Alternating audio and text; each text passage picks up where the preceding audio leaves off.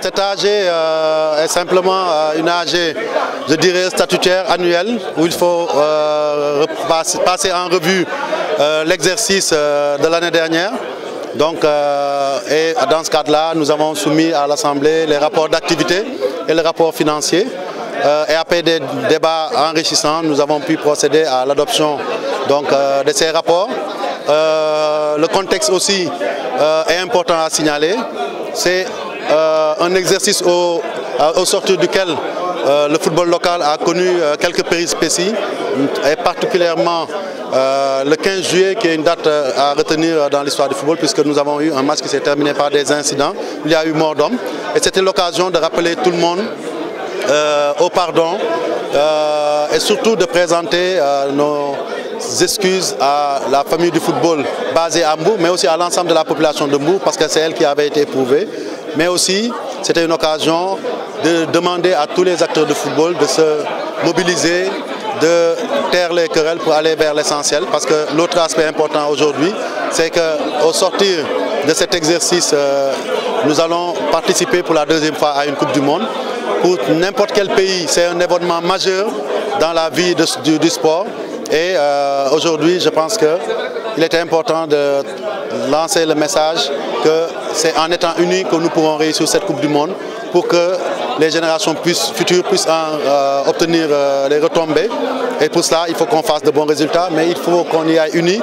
Et surtout, il faut qu'on puisse travailler à pérenniser dans le futur les qualifications en Coupe du Monde pour tout ce que ça recèle comme avantage. Et je terminerai simplement en disant aussi que nous avons examiné les problèmes liés au fonctionnement des différentes instances du football, des ligues, des clubs, parce que nous sommes un football qui essaie d'aller de l'avant, mais les difficultés ne manquent pas. Et c'est toujours un moment précis où il faut savoir rendre compte, se projeter vers l'avenir, mais aussi écouter les critiques, les enregistrer pour mieux faire lors du prochain exercice.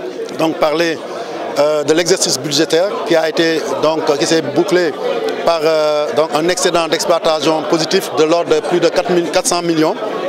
Et aussi, nous sommes projetés en termes de budget sur l'exercice à venir où le fait marquant, ce sera les retombées de la FIFA qui vont booster notre budget, qui risque de passer d'un budget normal de 2 milliards et quelques à 7 milliards à 8 milliards et quelques. C'est tout bénéf pour le football sénégalais.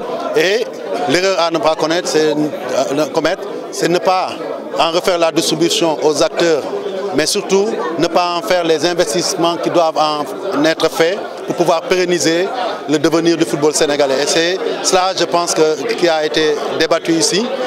Et je pense qu'aujourd'hui, ce qui est important, c'est que tous les rapports ont été votés à l'unanimité. Et c'est ce qu'il faut saluer. La famille du football s'est retrouvée et est prête aujourd'hui, on peut le dire, à aller à l'assaut du monde en ordre, en ordre rangé, afin de pouvoir donner les résultats que les Sénégalais attendent. Parce qu'aujourd'hui, comme on l'a dit ici aussi, nous savons que tous les Sénégalais nous épient parce que le football, plus qu'un jeu, est devenu au Sénégal une seconde religion. Tout le monde s'y intéresse et c'est peut-être parce que les acteurs ont fait le travail nécessaire, mais c'est aussi une charge supplémentaire qui repose sur nos épaules de faire en sorte que les espoirs placés en nous soient mérités.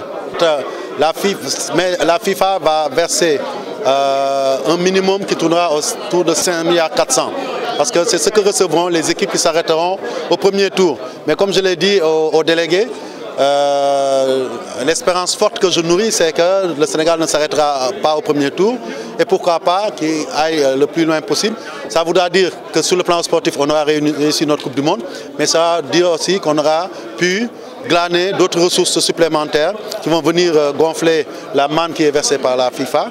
Et je dois dire aussi aujourd'hui que la FIFA et la CAF sont en train d'accompagner les pays qui sont qualifiés, puisque la FIFA et la CAF sont en train de voir comment appuyer les équipes africaines pour qu'elles puissent faire face à leurs charges, je dirais, récurrentes et incompressibles, que sont les frais de préparation, mais aussi les primes à verser à nos équipes à l'orée des Coupes du Monde et qui ont par le passé étaient toujours des sources de problèmes pour les fédérations africaines. Nous avons tellement laissé un regard sur ça qu'on peut dire aujourd'hui qu'avant même d'aller en Coupe du Monde, sous les premières sommes qui ont été reçues par la fédération au titre de la Coupe du Monde, nous avons eu à subventionner l'ensemble des composantes du football sénégalais.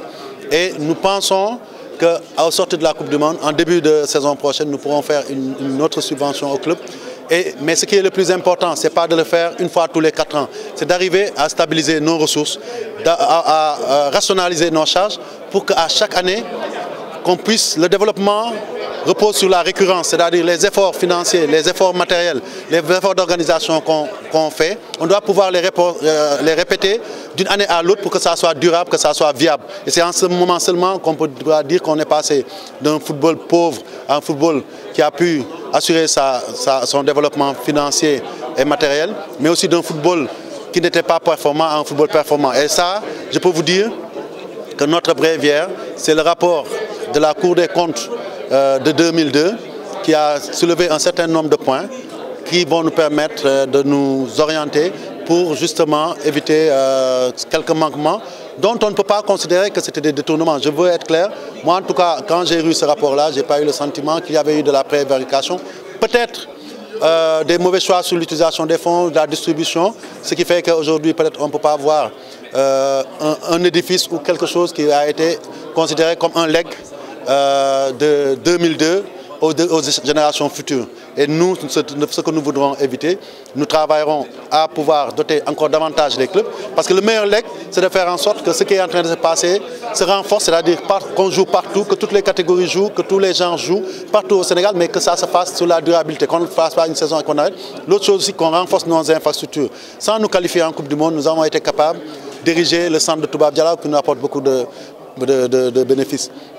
Je dois dire aussi qu'on est en voie, si tout se passe bien, grâce au président de la CAF, d'être doté d'un deuxième centre qui sera donc le centre de Guéréo, puisque après avoir envoyé une mission d'inspection, le président Ahmad envisage avec son comité exécutif d'attribuer ce centre-là, qui est sur 14 hectares, donc à la Fédération sénégalaise de football.